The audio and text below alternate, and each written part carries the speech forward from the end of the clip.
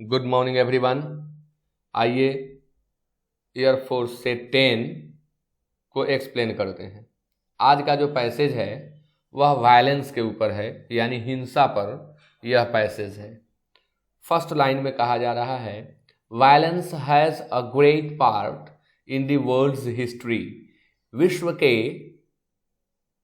के इतिहास में हिंसा का, वायलेंस मीन्स हिंसा, विश्व के इतिहास में हिंसा का ग्रेट पार्ट है, यानी बहुत बड़ा हिस्सा है। It is today playing an equally important part and probably it will continue to do so for a considerable time. World के हिस्ट्री में यह महत्वपूर्ण भूमिका निभा चुका है। ग्रेट पार्ट मीन्स भूमिका। यहाँ पार्ट का अर्थ हिस्सा से बेहतर भूमिका होगा, यानी बहुत बड़ी भूमिका यह वर्ल्ड हिस्ट्री में निभा चुका है। और आज के, इट इज टुडे प्लेइंग, आज भी यह प्ले कर रहा है इक्वली इम्पॉर्टेंट पार्ट, यानी जितना पहले महत्वपूर्ण भूमिका यह निभाया है उतना ही महत्वपूर्ण, इक्वली मीन्स एज यह पॉजिटिव डिग्री का सेंस रखता है, तो उतना ही महत्वपूर्ण भूमिका निभा रहा है।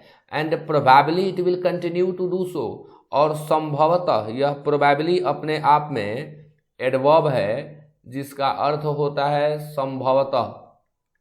And probably it will continue to do so, और संभवतः यह ऐसी भूमिका ही निभाता रहेगा फॉर अ कंसिडरेबल टाइम, यानी अच्छे खासे समय तक। यहाँ कॉन्सिडरेबल टाइम का मतलब हम कहेंगे for a long time. Considerable time means for a long time. हमने देखा इस लाइन के अंतर्गत कि कहा गया कि हिंसा वर्ल्ड की हिस्ट्री में अहम भूमिकाएं, महत्वपूर्ण भूमिका निभा चुका है। आज भी यह उतना ही महत्वपूर्ण भूमिका निभा रहा है, और संभवतः आगे भी यह ऐसे ही महत्वपूर्ण भूमिका निभाएगा। It is possible to ignore the importance of violence. It is impossible to ignore the importance of violence. यानी हिंसा के महत्व को इग्नोर करना, अनदेखा करना असंभव है। It means हम इसे अनदेखा नहीं कर सकते। इग्नोर प्रत्येक दिन के सेट में लगभग आ रहा है। हम बता चुके हैं कि इसका सिनोनिम नेग्लेक्ट होता है। हम इसके महत्व को नेगलेक्ट नहीं कर सकते हैं in the past and present.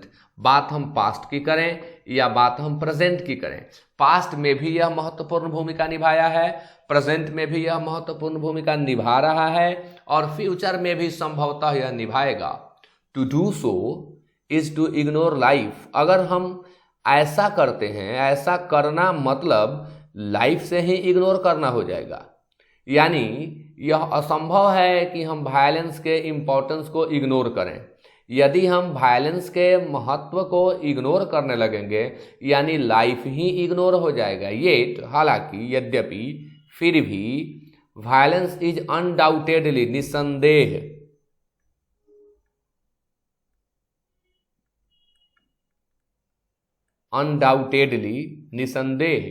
Violence is undoubtedly bad and brings, यानी वायलेंस जो है निसंदेह बुरा होता है।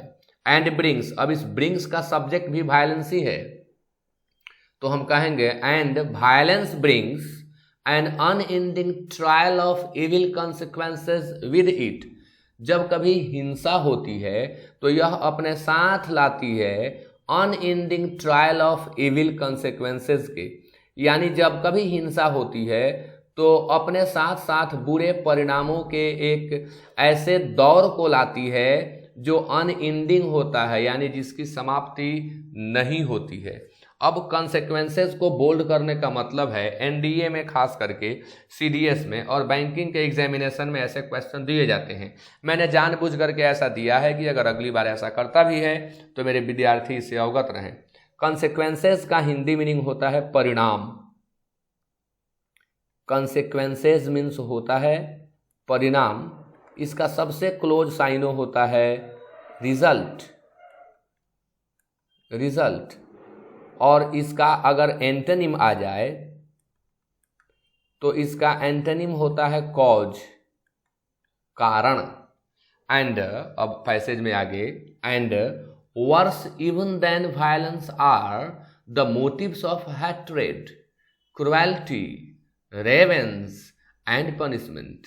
अब कितनी महत्वपूर्ण बात यहाँ कही जा रही है।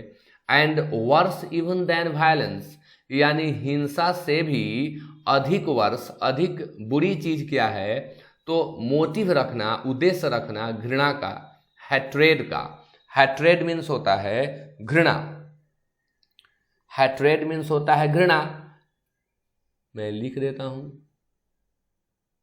हैट्रेड मीन्स घृणा, यह अपने आप में एब्स्ट्रैक्ट नाउन है। क्रुएल्टी मीन्स होता है निर्दयता, क्रुएल्टी का एंटोनिम होता है काइंडनेस। रेवेंज मीन्स होता है प्रतिशोध, इसका प्रायः सिनोनिम पूछता है, तो प्रतिशोध के लिए सिनोनिम के रूप में आप लिखेंगे रिटेलिएशन, रिटेलिएशन प्रतिशोध। एंड पनिशमेंट दंड, विच वेरी ऑफन एक्कम्पेनी वायलेंस, यानी अब हिंसा से भी खतरनाक चीज हम कहें, बहुत बुरी चीज है हैट्रेड, क्रुएल्टी यानी घृणा, निर्दयता, प्रतिशोध और दंड के मोटिव को रखना। अगर हम ऐसा मोटिव, ऐसा वजह, ऐसा उद्देश्य अपने अंदर पालते हैं तो यह हिंसा से भी बुरी चीज है, क्योंकि which very often A company violence, यही चीजें तो हैं जो अपने साथ लाती हैं, जो एक कंपेनी करती हैं वायलेंस को, वायलेंस के साथ साथ चलती है, हिंसा के साथ साथ चलती है। यानी यदि एक बार किसी के साथ हिंसा हो जाती है तो अब उस हिंसा का बदला भी लोग हिंसा में लेता है, यानी हिंसा के साथ साथ हैट्रेड चलता है, हिंसा के साथ क्रुएल्टी होती है, प्रतिशोध रेवेंज होता है और पनिशमेंट होता है। कोई पनिश करता है, कोई कहता है हम रिटेलिएट करेंगे, रेवेंज करेंगे। इंडीड, वास्तव में वायलेंस, अब इंडीड बार बार आ रहा है, इंडीड के बदले दूसरा शब्द इनफैक्ट भी आ सकता है। इंडीड के जगह पर हम इनफैक्ट का यूज भी कर सकते हैं। वास्तव में वायलेंस इज बैड, वायलेंस जो है वो बुरी चीज है। नॉट इंट्रिंसिकली, सहज भाव से नहीं। अगर हम इसे सहज भाव से देखें, सहज भाव से, तो यह बुरी चीज नहीं है। नॉट इंट्रिंसिकली, सहज भाव से नहीं, but because of this motives, अपने आप में वायलेंस उतनी बुरी चीज नहीं है अगर उनके साथ ये मोटिव्स न हो। कौन सी मोटिव्स? तो hatred, cruelty, revenge and punishment that go with it, जो इसके साथ साथ चलती हैं। अब गो विद का मतलब होता है ए कंपेनी, यहाँ लेखक ने एक कंपेनी का प्रयोग किया और यहाँ ये गो विद का प्रयोग कर रहे हैं। There can be violence without these motives, बिना इन वजहों के भी हिंसा हो सकती है। There can be violence for a good object, किसी खास उद्देश्य के लिए, ऑब्जेक्ट मीन्स उद्देश्य भी होता है, किसी खास उद्देश्य के लिए भी हिंसा हो सकती है। As well as for an evil object, यानी दोनों ही बातें हो सकती है।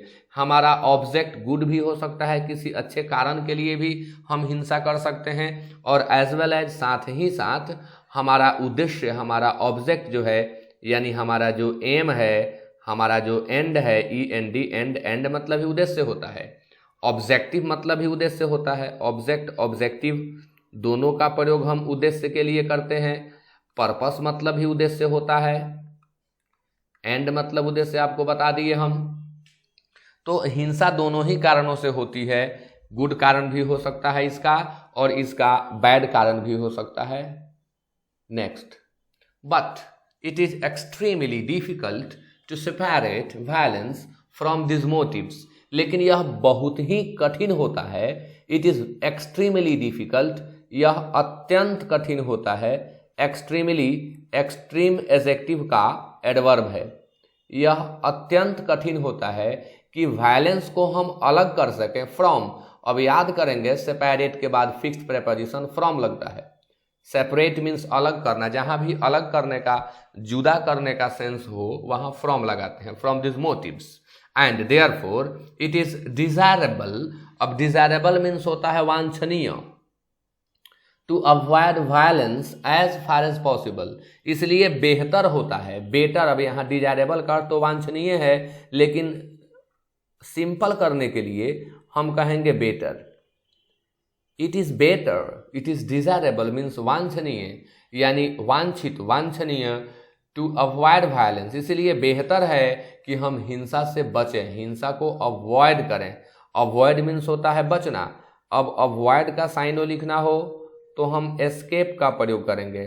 अवॉइड के साइनों के रूप में हम एल्यूड का प्रयोग करते हैं, इसके साइनों के रूप में हम लोग एस्च्यू का प्रयोग करते हैं। Violence as far as possible, जितना अधिक से अधिक हो सके हमें हिंसा से बचना चाहिए। यही डिजायरेबल है, यही वांछनीय है, यही लाइकेबल है। अब डिजायरेबल का सिनोनिम पूछा जाए तो आप लिखेंगे लाइकेबल। इन अवॉइडिंग इट, इसको अवॉइड करने में, in avoiding it however someone can not accept a negative attitude. In avoiding it, इसको अवॉइड करने में, however someone can not accept a negative attitude of submitting to bad. अब इसको avoid करने में कोई एक्सेप्ट यह नहीं कर सकता है, किस चीज को, तो ए नेगेटिव एटीट्यूड को, एक नकारात्मक सोच को, एक नकारात्मक नजरिए को, ऑफ सबमिटिंग टू बैड। अब सबमिट शब्द का सिंपल मीनिंग होता है, सबमिट शब्द जो है इसका मीनिंग होता है जमा कर देना, कागजात इत्यादि को जमा करना सबमिट होता है। लेकिन जब सबमिट के साथ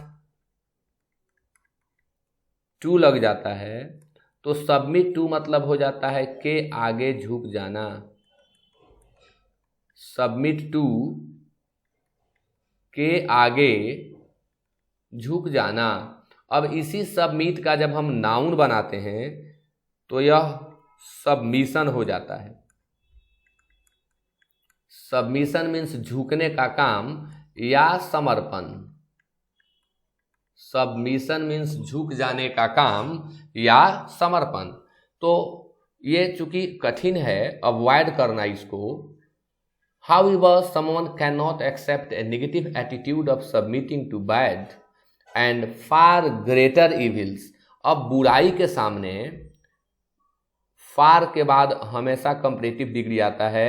इसके पहले वाले सेट में भी हम एक्सप्लेन किए हैं। यहाँ बहुत ही महत्वपूर्ण रूल ग्रामर का मिल रहा है। फार हो या मच हो, इसके बाद हमेशा कंपैरेटिव डिग्री आता है, इसीलिए ग्रेटर आया है, ग्रेट नहीं आया है। तो सबमिट के बाद यहाँ टू आया है, इसलिए हमने इसको एक्सप्लेन करके यहाँ आपको बता दिया कि सबमिट टू का अर्थ होता है कि आगे झुक जाना। तो इस लाइन को हम फिर से पढ़ के आपको बताते हैं। In avoiding it however someone can not accept a negative attitude of submitting to bad. हो सकता है कि कोई किसी बैड के आगे झुकने के नकारात्मक भावने को, नकारात्मक नजरिए को स्वीकार न कर सके। एंड फार ग्रेटर इविल्स, माने बहुत बड़ी बुराई के सामने कोई झुकना न चाहे। सबमिशन टू वायलेंस और the acceptance of N unjust regime, किसी की हिंसा के आगे झुक जाना, किसी हिंसा के आगे समर्पण कर देना। सबमिशन मैंने यहाँ समझा दिया है। सबमिशन टू वायलेंस, हिंसा के आगे समर्पण, हिंसा के आगे झुकना, इसके आगे घुटने टेकना। सबमिशन मतलब यहाँ जो मीनिंग है टू लगने के चलते वो घुटने टेकना हो जाएगा। तो हिंसा के आगे घुटने टेक देना या किसी अनजस्ट, अनजस्ट मतलब होता है अन्यायपूर्ण। अनजस्ट अपने आप में एडजेक्टिव है, इसका अर्थ होता है अन्यायपूर्ण। किसी अनजस्ट रिजाइम के आगे को स्वीकार कर लेना, यह भी अपने आप में एक वायलेंस ही होता है। अब रिजाइम क्या है, तो रिजाइम मीन्स होता है शासन पद्धति, यानी हम कह सकते हैं कि system of government, way of government या सिस्टम ऑफ गवर्नमेंट को रिजाइम कहते हैं, शासन पद्धति। तो सबमिशन टू वायलेंस और द एक्सेप्टेंस ऑफ यानी वायलेंस के आगे घुटने टेकना या अनजस्ट रिजाइम को जो बेस्ड ऑन है वायलेंस पर, हिंसा पर आधारित शासन पद्धति जो अन्यायपूर्ण है उसको स्वीकार करना, is against the spirit of non violence. यह नॉन वायलेंस अहिंसा के स्पिरिट यानी भावना, ऐसे स्पिरिट मीन्स आत्मा होता है लेकिन यहाँ होगा भावना, नॉन वायलेंस के भावना के विरुद्ध होता है।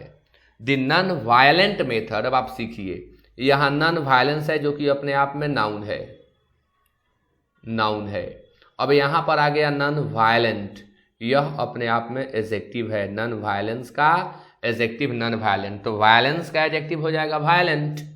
तो the non violent method in order to justify itself, जो नॉन वायलेंट मेथड है अपने आप को सही ठहराने के लिए, जस्टिफाई मीन्स होता है सही ठहराना, अपने आप को सही ठहराना, प्रमाणित करना कि मैं सही हूं, यह जस्टिफाई कहलाता है। In order to justify itself must be dynamic, यानी जो नॉन वायलेंट मेथड हैं वो कैसे होने चाहिए, तो इट मस्ट बी डिनेमिक। अब डिनेमिक मीन्स होता है क्रियाशील, गतिशील, ऊर्जावान, इस शब्द की चर्चा आगे हुई है, हम बताएंगे वहां।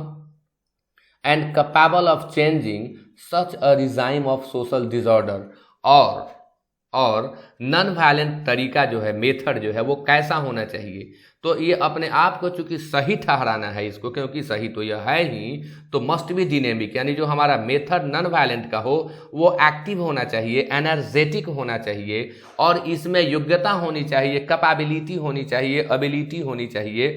कैपेबल मीन्स होता है योग्य, इसके बदले हम एबल का प्रयोग कर सकते हैं, इसके बदले हम कॉम्पिटेंट का प्रयोग कर सकते हैं, इसके बदले हम एफिशिएंट का प्रयोग कर सकते हैं।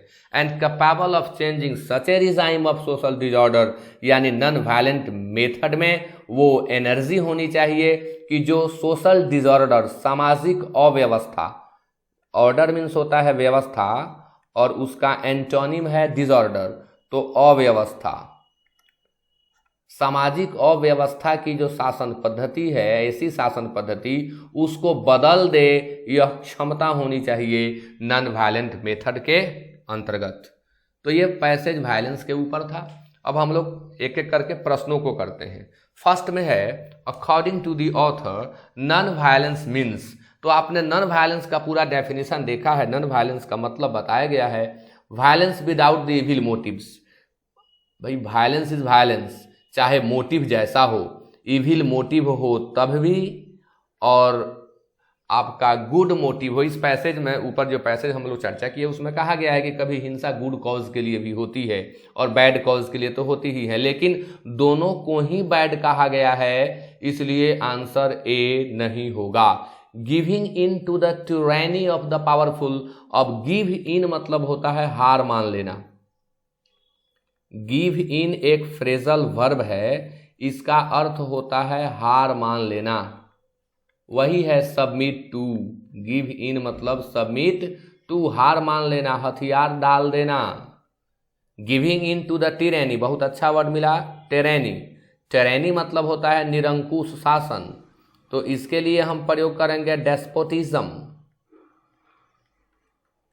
डेस्पोटिज्म मीन्स होता है निरंकुश शासन, डिक्टेटरशिप।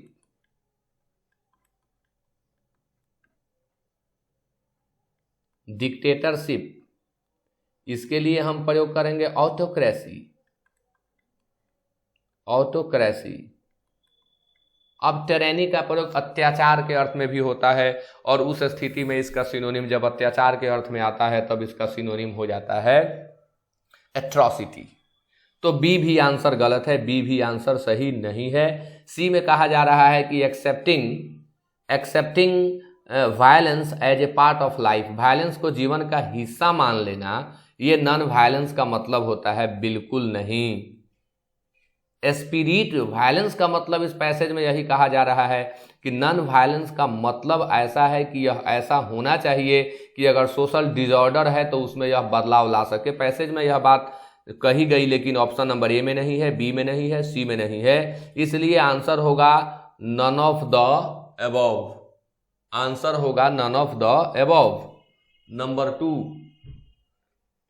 टू में इंडीड वायलेंस इज बैड, वास्तव में हिंसा बुरी है, नॉट इंट्रिंसिकली, सहज भाव से नहीं, यानी अपने आप में नहीं, but because of this motives that go with it, बल्कि उन कारणों से, उन वजहों, उन उद्देश्यों के कारण जो इसके साथ साथ चलती हैं। गोविद मतलब है कंपनी।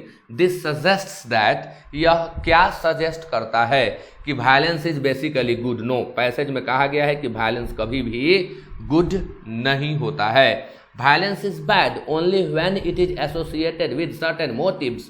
अब सर्टेन का यहाँ मतलब उन्हीं मोटिव से है जिनके लिए पैसेज में हैट्रेड कहा गया था, क्रुएल्टी कही गई थी, और शब्द था क्या, रेवेंज था, रेवेंज, और एक और शब्द था पनिशमेंट। तो अगर उन मोटिव्स के साथ वायलेंस है तो वह बैड है, इसलिए टू का आंसर बी होगा। Violence is best bad because, ये सब छोड़िए, आंसर टू का बी होगा, बिल्कुल एक्यूरेट आंसर मिला। थ्री में violence without this motives is possible only in, इस अगर वायलेंस इस तरह का अगर कोई भी हो रहा है जिसमें ये मोटिव्स नहीं है, दिज मोटिव्स का मतलब वही मोटिव है जिसकी चर्चा अभी हम कर रहे थे कि क्रुएल्टी हो, पनिशमेंट हो, cruelty, punishment etc. is possible only in practice, only in dream, only in theory, only in reality. देखिए, अगर बिना इन चीज़ों के है तो वो रियलिटी है, वास्तविकता है कि हिंसा एकाएक हो गई, हिंसा एकाएक हो गई कोई, तो वो रियलिटी है। लेकिन अगर कोई रिटेलिएट करने के लिए हिंसा कर रहा है, किसी से बदला लेने के लिए कर रहा है, तो वो वायलेंस जो है इन मोटिव्स के साथ आती है, जो प्रायः पैसेज में कहा गया कि प्रायः कुछ मोटिव होता ही है हिंसा का। तो ये आंसर यहाँ थ्री का डी होगा, जो कि बेस्ट है। फोर में the word dynamic as used in the passage means, passage में जिस वर्ड डिनेमिक का प्रयोग किया गया वो क्या है, तो डिनेमिक मीन्स होता है गतिशील, ऊर्जावान। तो देखिए, गतिशील के लिए एक्टिव लाया इसलिए यह सही है, ऊर्जावान के लिए एनर्जेटिक लाया इसलिए यह भी सही है, और कैपेबल ऑफ चेंज, डिनेमिक उसको कहा गया जो बदलाव लाने योग्य हो, प्रगति के योग्य हो। अब आंसर सी भी सही है, यानी ऑल आर करेक्ट, तो ऑल ऑफ द अबव, इसलिए हमारा बेस्ट आंसर होगा ऑल ऑफ द अबव। एक बार पूछा था प्रोग्रेस का एंटोनिम, आप जानते हैं प्रोग्रेस मीन्स होता है उन्नति, प्रोग्रेस मीन्स होता है उन्नति, प्रगति। इसका एंटोनिम एक बार पूछा था, तो इसका एंटोनिम होगा रेट्रोग्रेस।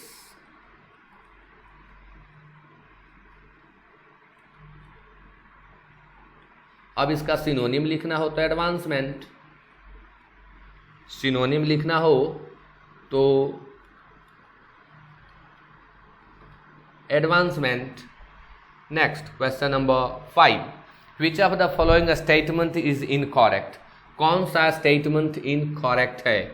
Only violence can be used against violence, बिल्कुल पैसेज में कहा गया है कि अगर आपके साथ कोई हिंसा करता है तो उसके बदले में उसे हिंसा ही मिलेगी, क्योंकि रिटेलिएशन इसके मूल में होता है, इसके जड़ में होता है। इसलिए ए जो है वो ये गलत होगा, क्योंकि यहाँ पर कहा जा रहा है कि only violence can be used against violence. अगर हम इस पैसेज के थियरी को ठीक से देखें तो कहा गया है कि वायलेंस को हम नॉन वायलेंट मेथड के द्वारा सुधार सकते हैं। बी में कहा जा रहा है कि violence is not inherently ill, violence जो है इनहेरेंटली इल नहीं होता है। इनहेरेंट मतलब होता है वह जो हमें विरासत में प्राप्त हुआ है उसे हम इनहेरेंट कहते हैं। अब इसे हिंदी में निहित कहा जाता है, तो इनहेरेंटली है, निहित रूप से हो जाएगा क्योंकि यह एडवर्ब है। इनहेरेंट का सिनोनिम होता है इनबॉर्न, तो इनबॉर्नली हो जाएगा। Violence is a historically accepted fact, इसको एक्सेप्ट किया गया है इतिहास में। पहले कहा गया था फर्स्ट लाइन में ही कि पास्ट में भी वायलेंस हुआ, प्रेजेंट में भी वायलेंस हो रहा है, और प्रोबेबली संभवतः फ्यूचर में भी वायलेंस होगा।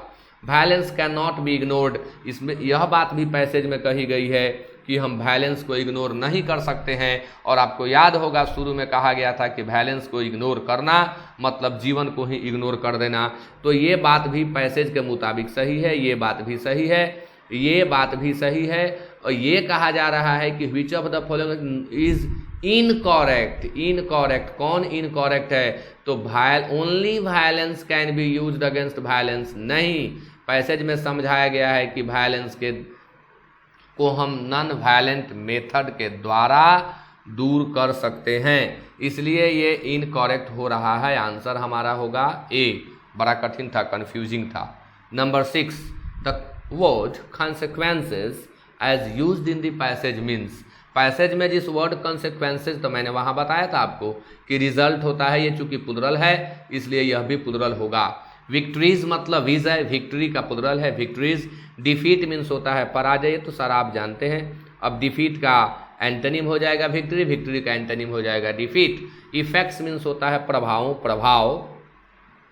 अब नाउन में देखा जाता है कि जब इफेक्ट का प्लुरल बना दें तो इसका एक और नया मीनिंग आ जाता है जो कि होता है संपत्ति। इफेक्ट्स मीन्स संपत्ति, लेकिन प्रभावों के अर्थ में भी इसका प्रयोग होता है। नंबर 7 में कहा जा रहा है कि which of the following word is opposite to the word submission. मैंने बता दिया सबमिशन मतलब होता है घुटने टेक देना, नाउन के रूप में है, एब्स्ट्रैक्ट नाउन है, यानी घुटने टेकने का काम। तो किसी चीज का प्रतिरोध करना इसका एंटोनिम होगा। तो रेसिस्टेंस मतलब होता है प्रतिरोध, रेसिस्टेंस मीन्स होता है प्रतिरोध, रेसिस्टेंस मीन्स होता है प्रतिरोध। इसलिए सबमिशन का आंसर एंटोनिम के रूप में, चूंकि यहाँ पूछा गया कि अपोजिट क्या है, तो ये हो जाएगा सबमिशन का रेसिस्टेंस, प्रतिरोध। स्टूप मतलब होता है झुक जाना। स्टूप बेसिक वर्ड है, हम रूट वर्ड का ही आपको बता रहे हैं। स्टूप मीन्स होता है झुक जाना। यील्ड स्टूप का सिनोनिम होता है, यील्ड मतलब होता है झुक जाना। कॉन्टेम्पलेशन मीन्स होता है मनन, चिंतन, मनन या चिंतन, contemplation. Now we should come to question number 8। Yesterday I met a man who is blind with one eye. अब देखिए ये जो क्वेश्चन नंबर 8 है इसमें प्रेपोजिशनल एरर है। यहाँ जो विथ शब्द दिया है इसके जगह पर इन होगा। क्यों होगा मैं आपको बता रहा हूँ। ब्लाइंड शब्द जो है, ब्लाइंड इन वन आई होता है। अगर कोई आदमी एक आंख से अंधा है तो ब्लाइंड के बाद इन लगाना है। अगर दोनों आंख से अंधा है तो blind of both the eyes. अब ब्लाइंड टू जो है वर्ब का काम करता है और इसका अर्थ होता है महटिया देना, इग्नोर कर देना, ओवरलुक कर देना। महटिया देना, इग्नोर या ओवरलुक, महटिया देना यानी देख करके न देखना, ब्लाइंड टू होता है। तो yesterday I met a man who is blind in one eye, इसलिए आंसर 8 का सी होगा। 9, his appearance bears a striking resemblance to your father, the sentence is fully correct, there is no error. क्यों error नहीं है? यहाँ शब्द एक important है, रिजेम्बलेंस। रिजेम्बलेंस शब्द जो आप देख रहे हैं यह रिजेम्बल शब्द से बना हुआ है। रिजेम्बल मीन्स होता है एक समान होना, एक समान होना। अब इस रिजेम्बल शब्द का यह नाउन है, रिजेम्बलेंस। अब रिजेम्बलेंस के बाद टू लगता है लेकिन रिजेम्बल के साथ नो प्रेपोजिशन। यह अपने आप में बहुत ही महत्वपूर्ण है। कई बार पूछा जा चुका है कि रिजेम्बल शब्द जो है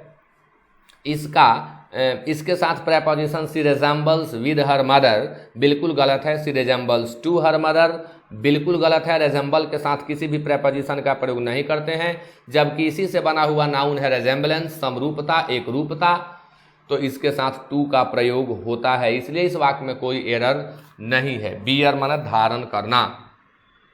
now we should come to question number 10। My colleague has been a dash worker of the telephone department. मेरा सहकर्मी, कलीग इसके पहले वाले सेट में हम बताए हैं, कलीग मीन्स होता है सहकर्मी, जो हमारे साथ हमारे कार्यालय में काम करते हैं उस व्यक्ति को हम सहकर्मी कहते हैं, कलीग कहते हैं। तो my colleague has been a dash work of the telephone department, मेरा कलीग टेलीफोन डिपार्टमेंट का डैशा वर्क कर रहा है। कॉन्शस मीन्स होता है सचेत, सचेत, सावधान, अलर्ट, वॉचफुल।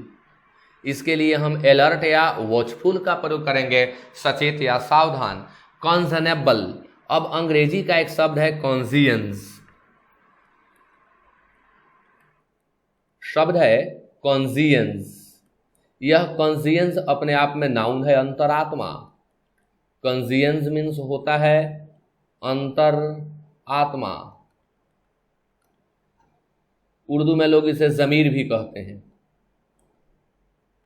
उर्दू में इसे हम ज़मीर भी कहते हैं।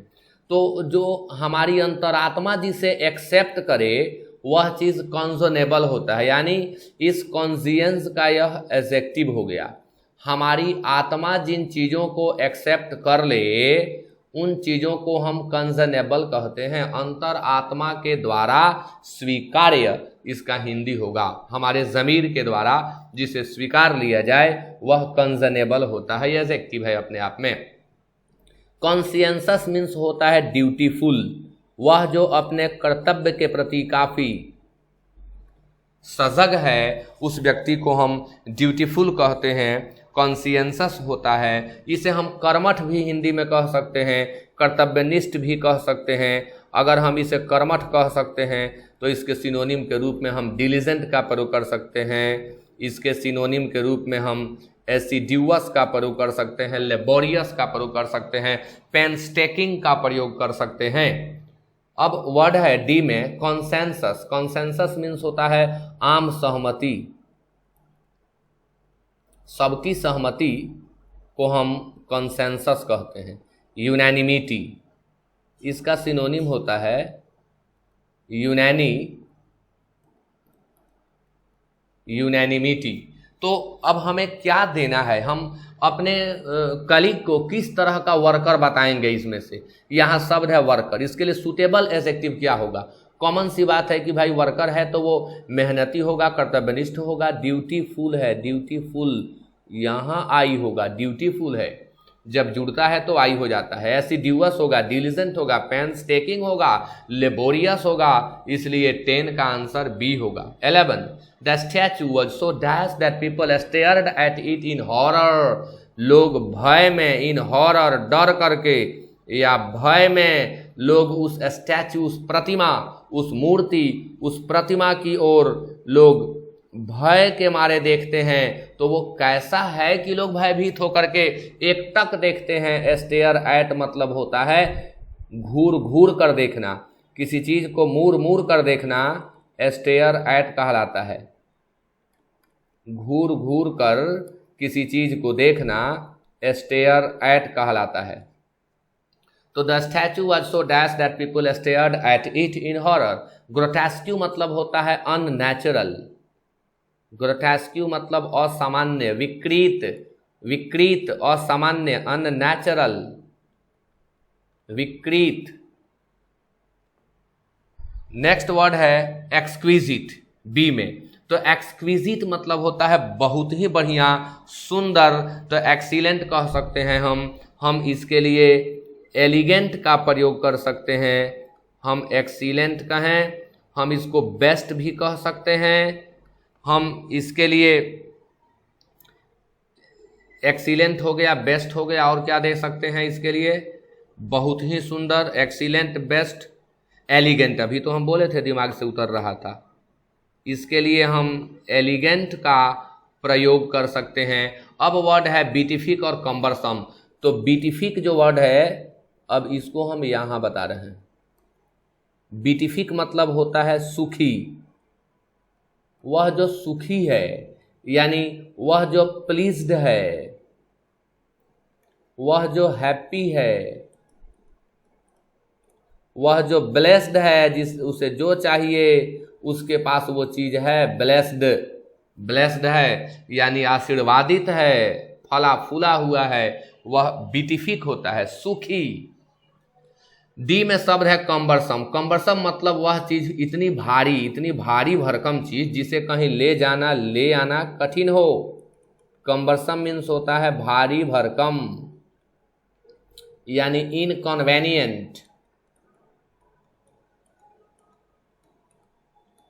इनकन्वेनियंट जिसे कहीं ले जाना ले आना बहुत मुश्किल हो उसे हम कम्बरसम कहते हैं। क्लमजी भी हो सकता है, अनविल्डली भी हो सकता है। इसके सिनोनिम के रूप में हम अनविल्डली का प्रयोग भी कर सकते हैं। इसका सिनोनिम क्लमजी भी होता है। जिसे कहीं ले जाना ले आना बहुत कठिन हो वह कम्बरसम होता है, भारी भरकम। Now question number 12 is 2 years have passed dash I came here. तो यह जो क्वेश्चन नंबर 12 है यह कंजंक्शन से लिया गया प्रश्न है। पहले प्रेजेंट परफेक्ट टेंस है, आप देखें यहाँ 2 years हैव पास्ड, यह है प्रेजेंट परफेक्ट में और यह पार्ट दे रहा है सिंपल पास्ट में। तो जब कभी ऐसी स्थिति बने, एक पार्ट में प्रेजेंट परफेक्ट हो दूसरे पार्ट में सिंपल पास्ट हो और बीच में समय का बोध कराना हो, बीच में बोध कराना हो समय का, तो वहां हमें सबसे बढ़िया होता है हमारे लिए कि हम सिंस भर दें। तो हमें वहां सिंस भरना चाहिए और अर्थ होता है इस सिंस का जब से तब से। पहले प्रेजेंट परफेक्ट हो, बाद में सिंपल पास्ट हो, बीच में टाइम इंडिकेटिंग कंजंक्शन भरना हो तो हम हमेशा सिंस का प्रयोग करेंगे और अर्थ होता है जब से तब से। यानी जब से मैं यहाँ आया हूँ तब से 2 वर्ष बीत चुके हैं, तो इस स्थिति में हम हमेशा सिंस का प्रयोग करते हैं। यह क्वेश्चन कंजंक्शन से दिया गया है। Number 13, by dash united struggle we may achieve success. सम्मिलित प्रयास, संयुक्त प्रयास के द्वारा हम सफलता प्राप्त कर सकते हैं। तो अब आर्टिकल भरना है, ए, एन, द और नो आर्टिकल। तो यूनाइटेड का जो उच्चारण है यह य से शुरू हो रहा है। स्ट्रगल शब्द बाद में नाउन दिया हुआ है, इसका प्लुरल बनता है स्ट्रगल्स। तो वह जिसका प्लुरल बन सके, सिंगुलर में हो तो उसके पहले ए या एन में से एक का प्रयोग अवश्य करना होगा। यूनाइटेड का उच्चारण य से शुरू होता है, यानी हम इसमें ए का प्रयोग करेंगे जो कि ए ऑप्शन में है, यानी 13 का आंसर ए होगा। 14 इज प्लुरल ऑफ लोगो। तो लोगो जो है यह अपवाद है, इसमें हम इसका आंसर ए होगा, केवल एस लगाते हैं। अब सामान्यतः आप यही पढ़े हुए हैं कि ओ के पहले वॉवल हो तो एस लगाकर प्लुरल बनाएं और ओ के पहले कॉन्सोनेंट हो तो आप ईएस लगाकर प्लुरल बनाएं। लेकिन इसका अपवाद होता है, अपवाद है logo, solo, canto, quarto, grotto, memento, manifesto, piano, solo,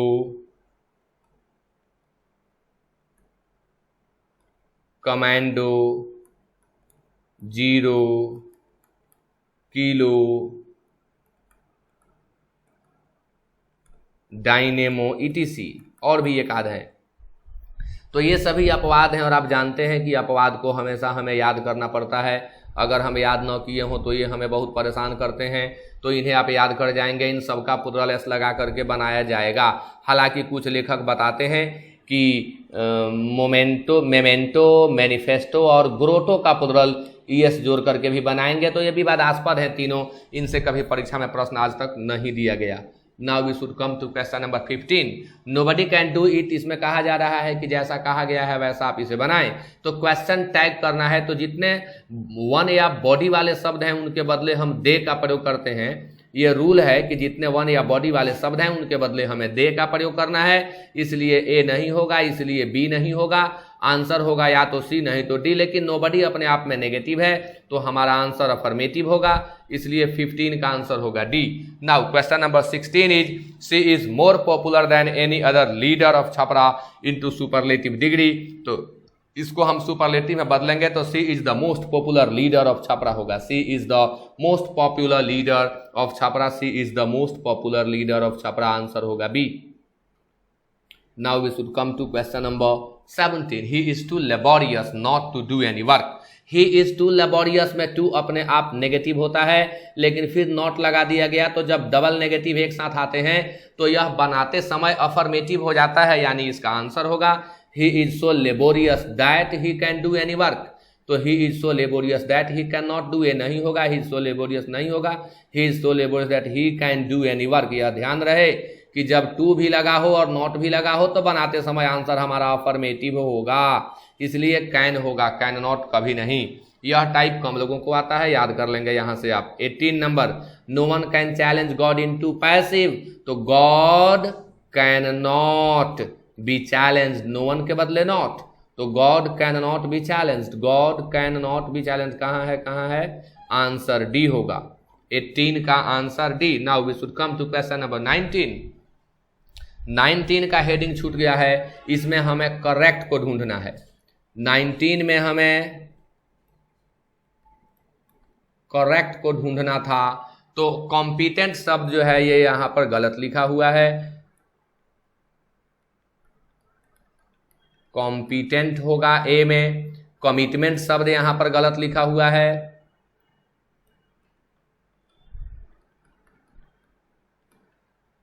commitment होगा. डेफिनीशन, डेफिनीशन बिल्कुल गलत है, ये होगा डेफिनीशन. एलिजिबल सही है, इसलिए 19 का आंसर डी होगा. एलिजिबल मतलब होता है योग्य, वह जो किसी अर्हता को फुलफिल करता हो उसे एलिजिबल कहा जाता है. Now question number 20 is strangulate. बिल्कुल सही है, स्ट्रैंगुलेट मतलब होता है गला दबाकर मार डालना. स्ट्रैंगल इसका सिनोनिम होता है, स्ट्रैंगुलेट का सिनोनिम होता है स्ट्रैंगल, गला दबाकर मार डालना. 20 का आंसर ए होगा. अपॉर्चुनिटी में कुछ गलत होगा, डबल टी लगा दिया गया, एक टी होता है, ये टी हटाएंगे हम, अपॉर्चुनिटी में एक टी होगा. सफोकेट गलत है, घूट कर मर जाना, घूटन से मर जाना, तो सफोकेट का स्पेलिंग यहाँ गलत है. अब सफोकेट का साइनो लिखना हो तो चोक होता है, सफोकेट का साइनो चोक होता है. अब नेक्स्ट शब्द है एक्सक्रूसिएट. 20 के डी में एक्सक्रूसिएट में यहाँ जो एस लगा हुआ है यह गलत है, इसके बदले हम सी लगाएंगे. एक्सक्रूसिएट अत्यंत कष्ट देना या अत्यंत पीड़ा देना, किसी को बहुत अधिक पीड़ित करना, किसी को बहुत अधिक कष्ट देना, एक्सक्रूसिएट है. सताना भी इसका साइनो हो सकता है. Oppress, OPPRESS. तो इस तरह से आज के इस सेट को मैंने एक्सप्लेन कर दिया. So with that it is over now and thank you very much.